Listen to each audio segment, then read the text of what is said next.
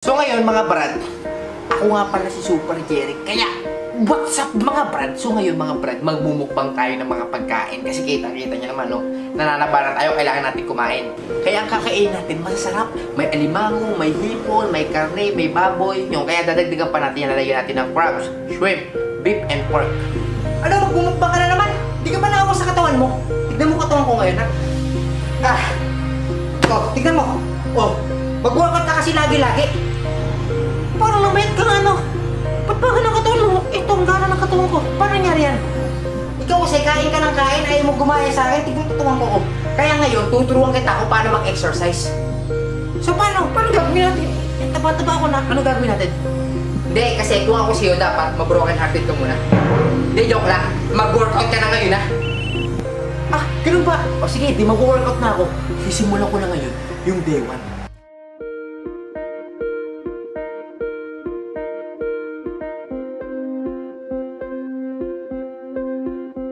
So ngayon mga brad, i-start natin sa pagtitimbang. Kaya magtitimbang na muna tayo. Ilan ako? 96.65. Putik na yan. Let's go. Nakapag-warm up na ako. Dito nga pala ako sa Pond for Pond. Ito si Coach. Coach Dwight, kaya pa papayatin ni Coach? Kayang-kaya. Kayang-kaya. Ito si Coach nga pala sa push namin sa Pond for Pond. Kayang-kaya mag-inom. Inom mo nga. Workout tayo, workout. Abangan nyo. Si Coach ang ating coach. Kaya tayo papayatin yan. Kaya yan.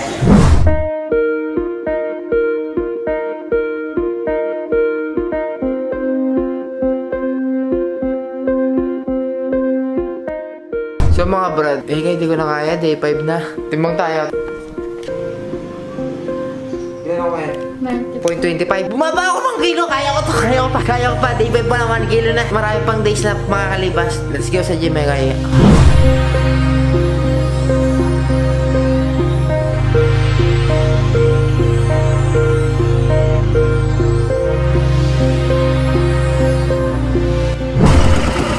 Day 7 na natin. Hindi ko alam kung kaya ko pa kaya.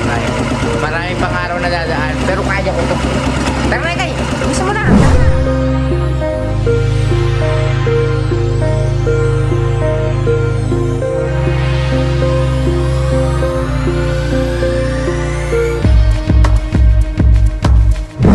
Kuya, gising nga, mag-gym na tayo. Hindi naman. Alam mo bang ayoko na mag-gym kasi sakit-sakit na ng katawan ko kay. Kailangan ba natin mag-gym kay ha? Bakit naman? Pwede. I-challenge nga para tayo, no? Kaya mga brad, kakayanin ko to. Pang day 8 na natin to, nakisang linggo na tayo, kaya titiisin natin to.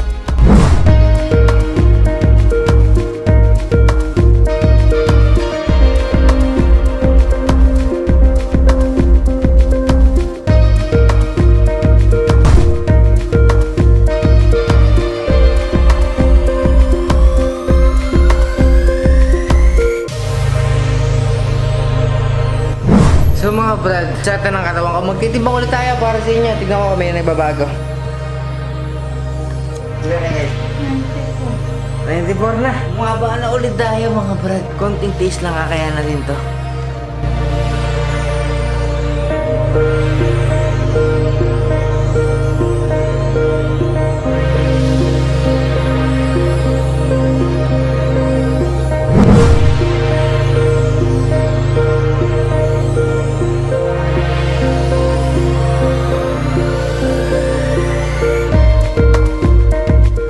Mga brad, di ko alam sobrang sarap ng katawan ko pero feeling ko nagkakamasil na ako kaya ngayon magtitimbang ulit tayo.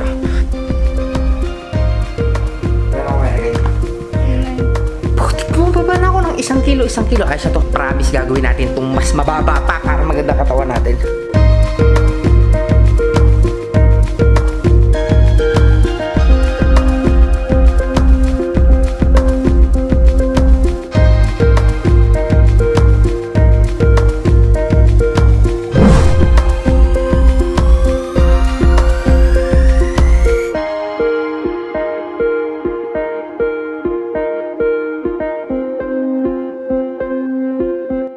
Brad, magtitimbang na ulit tayo.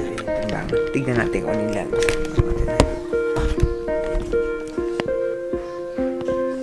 Dahil dito na tayo. Kilo pa na bawas. Ayos na ayos to. Gym na ulit tayo.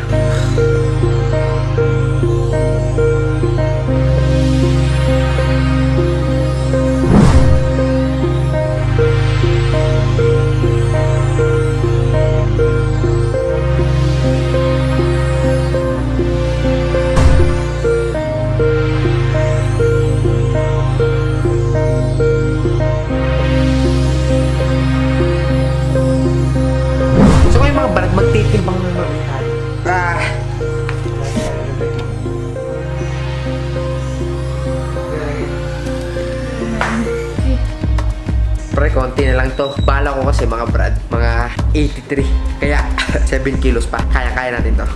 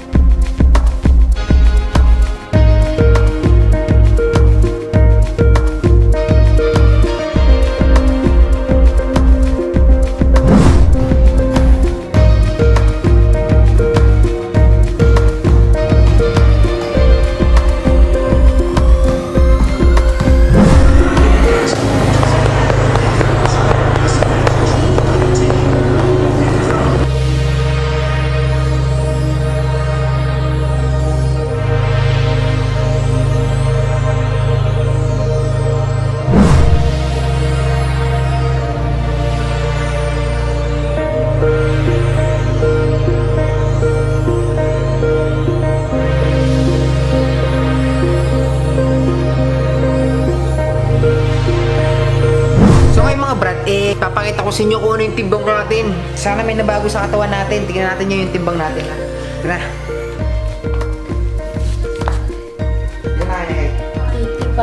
85. Tagal, laki na nabawas natin. Kung ano yung kakainin natin. So mga brad, for my muscle, ang kinakain ko lang ngayon, chicken breast. Ako nagluluto yan. Ako mismo nagluluto yan sa air fryer. Ayun doon, sa air fryer. Nagluluto ko yan. Sa sinasamahan ko ng fruits. Kasi kailangan natin sa katawan ng fruits. Kaya mga brad, syempre, kailangan pa natin magbawas ng timbang. Kailangan pa natin gumanda katawan. Kaya ngayon, workout ulit tayo.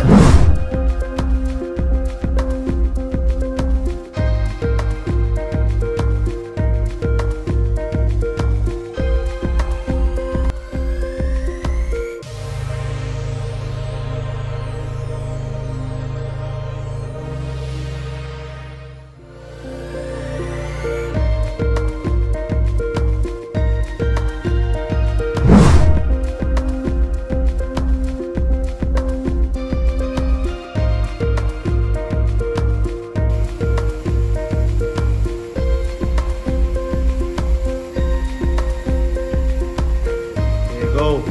Ano yan? Okay.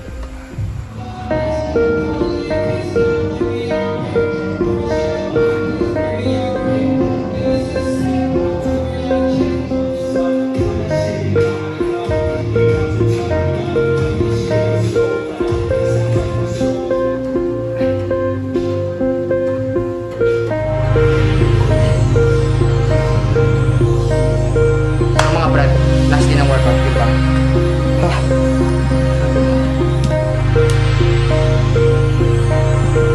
Shit. From 96, 79 na lang. Good. So ngayon mga brad, eto na yung pinaka last day ko ng workout kasi ipopost ko na itong body transformation ko. So eto na yung pinaka week 29. Saka eto, nakikita yung damit na to. Eto yung suot ko noong day 1. Tignan nyo kung gano'ng kalaki sa akin, no? So ngayon mga brad, isa pang workout tayo bago mamaya papakita ko na sa inyo yung pinakahuli talagang video. So let's go na, workout na tayo.